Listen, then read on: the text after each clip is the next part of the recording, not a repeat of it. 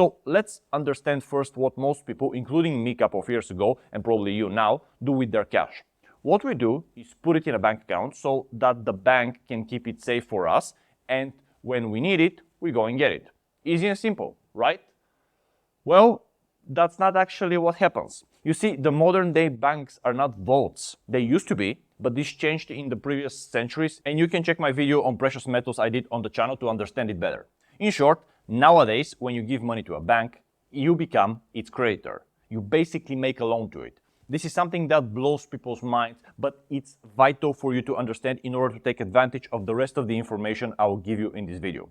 When banks get your money, they use it to finance their operations, which is lending. They lend money to governments, they lend money to businesses, they give credit cards, mortgages, all sorts of stuff. That means that when you put $10,000 in your bank, probably more than 90% of it isn't where you think it is. Yes, in order to prevent panic and to keep the illusion going, banks show you the number 10,000 in your mobile app.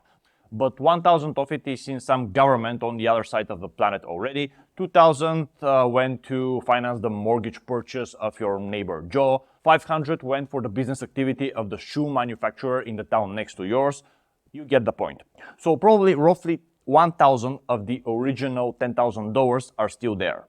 This is called fractional reserve banking. Now, the goal of this video is not to discuss whether that's good or bad or to make you panic. The reason I'm telling you this is to understand that all of you who think you are savers are actually lenders. We are all creditors to the bank's business activities. The only time you save is if you keep the cash physically. So you are taking the risk with your cash by lending it to a company that then goes out and lends it to businesses, governments, and households.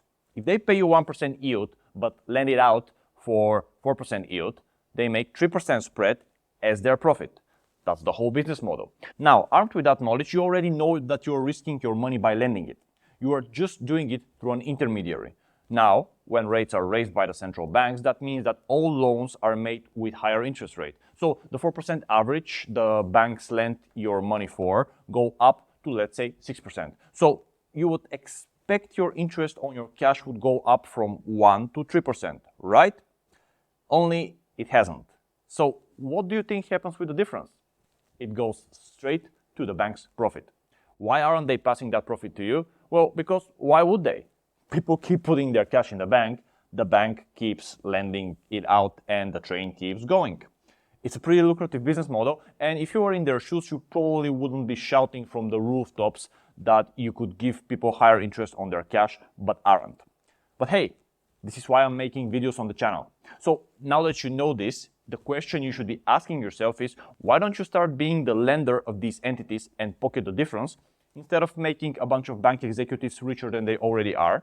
Let's find out how to do that. This video is just a part of my complete cash masterclass. To watch the full version, click on the video that should have appeared on your screen right now. You still haven't clicked.